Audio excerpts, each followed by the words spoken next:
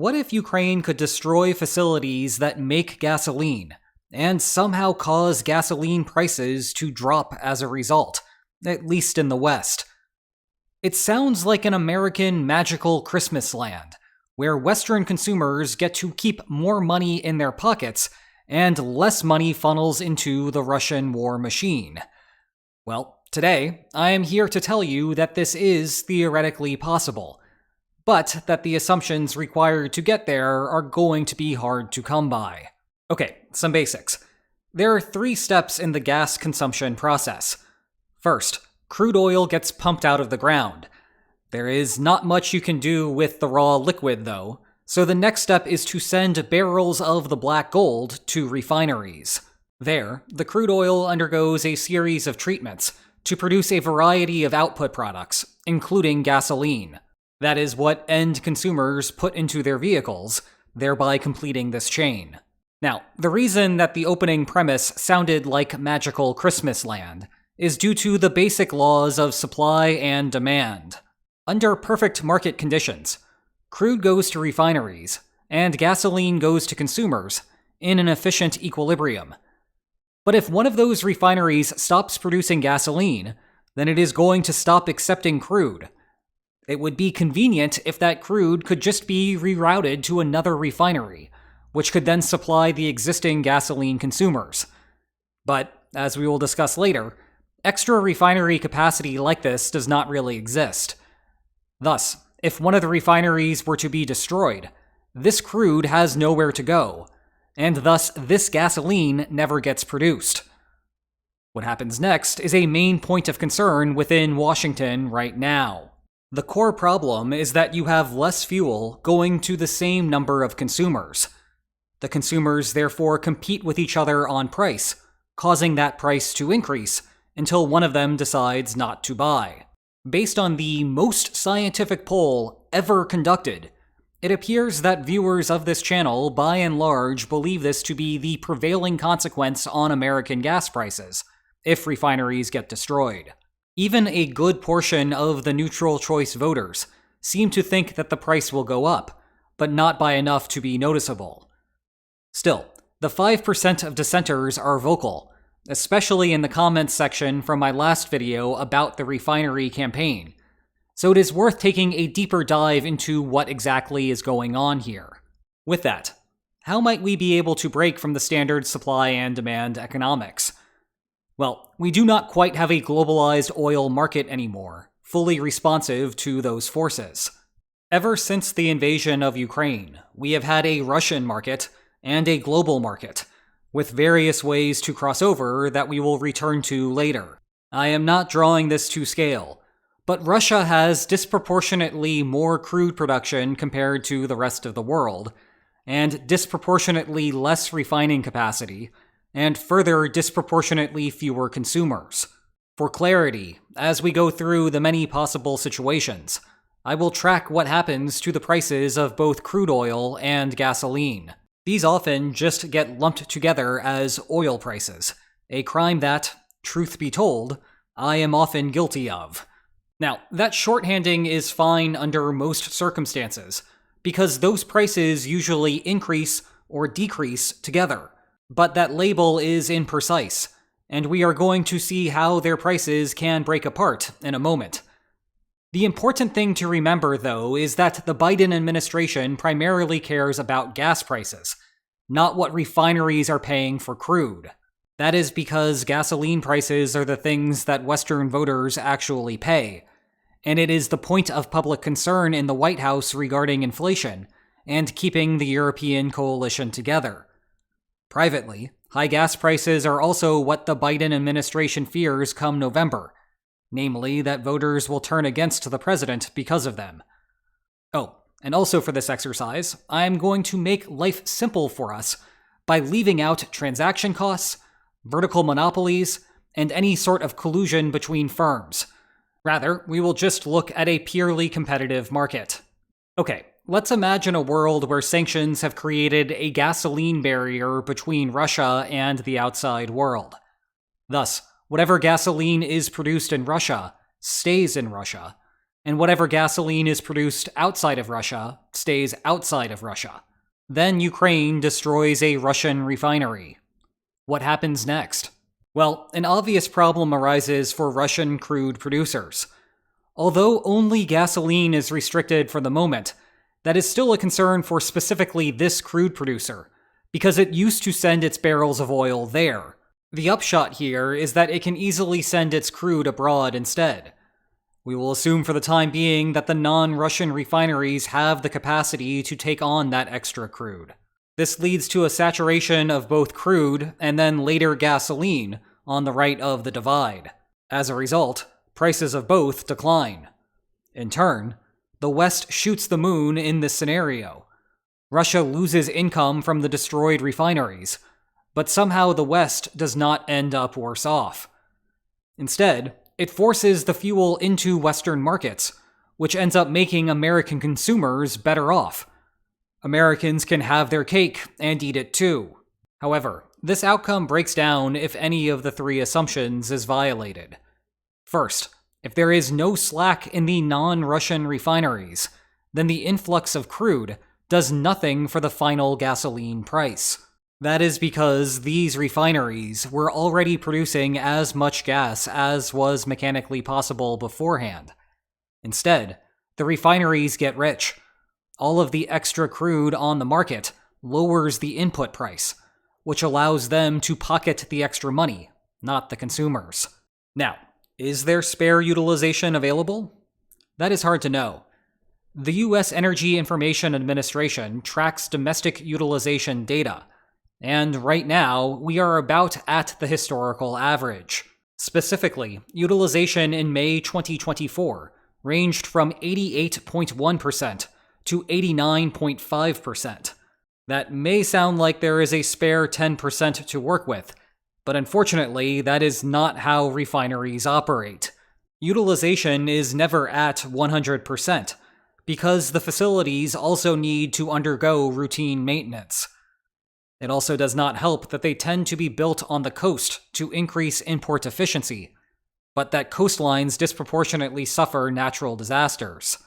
Zooming out, refineries are extremely capital intensive, so operators need to run them as much as possible for them to be profitable. That is to say, redundant refineries are not just sitting around. Indeed, the only time that utilization falls off is when something really bad is happening in the world, which then drives down demand for gasoline.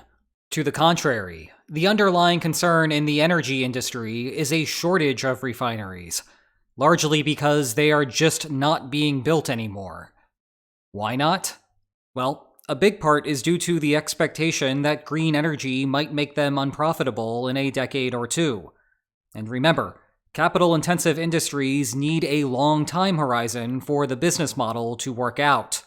In summary, it may be possible for the other refineries to pick up some of the slack, but it is questionable whether they can take up all of it. Nevertheless, so far this is not a bad outcome from a political perspective for the West. To whatever extent there is some open utilization, gasoline prices go down outside of Russia. The situation becomes more concerning when we look at the two remaining assumptions, though. Next, suppose that Russia is not isolated from the gasoline markets. Visually, we need to tear down this wall. Now the problem is that the gasoline market is fully competitive, and so consumers in and out of Russia are competing for the same fuel. But the destruction of a refinery still means that less fuel is being produced overall. Thus, gasoline prices go up across the board. This point is often misunderstood. You may have heard the false belief that somehow once gasoline is produced in one place, that it will stay there. But that is just not how it works. Gasoline is a global commodity. For example, in 2023, 900,000 barrels of gasoline per day were produced in the United States and sent elsewhere. The reason is that refineries just want to make as much money as possible. And if another country is willing to buy at a higher price, the refiners are happy to ship there. Thus, with Russian refineries no longer meeting Russian demand, Russian demand starts seeking external supply. Prices rise everywhere because there is less gasoline to go around. And indeed, we are seeing the signs of this, with Russia beginning to import gasoline from Belarus and Kazakhstan. Now, there is an important caveat worth noting here. At the moment, it is unclear whether Western sanctions have enough impact here to limit imports. Put differently, there may still be a wall, but the question is how porous it is. If it is slightly leaky, then US consumers could still benefit. If there are more gaps, then that is more problematic. I know I promised not to talk about transaction costs today, but this is a place where they matter quite a bit. When you see headlines like these, the question you need to ask yourself is how much the sanctions regime is adding to the purchase price, which in turn suppresses Russian demand. Sanctions are not an impenetrable wall. The stuff you want will get through, whether we are talking about gasoline or microchips. The true test of the regime is just how much will sneak by, and that is why the distinction between these two matters. Finally, relaxing the free transit of Russian crude causes more problems. For background here, the West set a $60 price cap on Russian crude oil exports back in December 2022. This was largely enforced by the West's control over international shipping insurance, which, as we all know now, is absolutely key to have. Rather than agree to the limited sanction, the Kremlin instead tried to build a shadow fleet of tankers that would operate outside of the scheme. There is not an infinite supply of tankers in the world, however, and the accumulation of inefficient trips sailing from St. Petersburg all the way over to Asia instead of Europe has pushed the tanker market to its limit. Oh, and then the Houthis made things even more interesting by causing ships to avoid the Red Sea entirely. The point is that the crude does not seem to be free-flowing out of Russia. The Kremlin is always looking for a way to export more, of course, but there is no magic wand that will take the crude that was originally supposed to go here and get it to here instead. You wind up having to shutter a well. In fact, we have discussed before how this is a deliberate part of the scheme. Thus, we end up with further cuts to the gasoline supply and higher consumer prices all around. Interestingly, this can also lead to higher crude prices outside of Russia, even though the same number of crude wells are serving the same number of refineries. Remember that the final gasoline price is higher due to the lower supply. This gives more bargaining power to the fortunate few who can serve crude outside of Russia, which in turn raises the price that they can fetch from the refineries. Meanwhile, also note that higher gasoline prices persist here, even if there is infinite refinery capacity outside of Russia. You see, the extra slack means nothing if no oil can get there. Now, you might be curious what has actually happened to prices over the last 5 months. I hesitate to talk about this because a million other things are happening with the market, so you cannot just look at a single time series and make any causal claims about oil prices in 2024. But that warning aside, crude oil prices are somewhere between stagnant and trending up. Some part of the bump at the end of March is attributable to OPEC's announced cuts, but we have discussed before how that ties together with Russia's problems due to the war, so it is unclear whether we should count that separately. Meanwhile, gasoline in the United States has risen from $3.21 at the start of the year to $3.70 at the end of May. But again, I would advise not reading too much into that. In any case, the takeaway point here is that while it is theoretically possible for Ukraine's refinery attacks to lower both crude oil and gasoline prices in the West, we have seen that the assumptions to get there are quite onerous. Of course, that does not tell us whether it is a good political decision for Washington to support Ukraine continuing the strikes.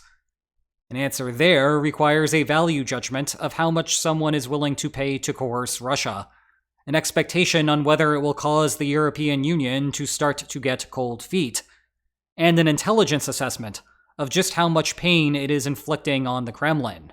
Rather, we are seeing that there is no such thing as a free lunch for the West here. But do you know what is free? Watching this channel. On the other hand, do you know what else is not free? My books on the Russian invasion of Ukraine. Seriously, I do not have a Patreon or anything like that, so if you want to support the channel, that's a great way to do it. Check the video description for more information about them. And if you enjoyed this video, please like, share, and subscribe, and I will see you next time. Take care.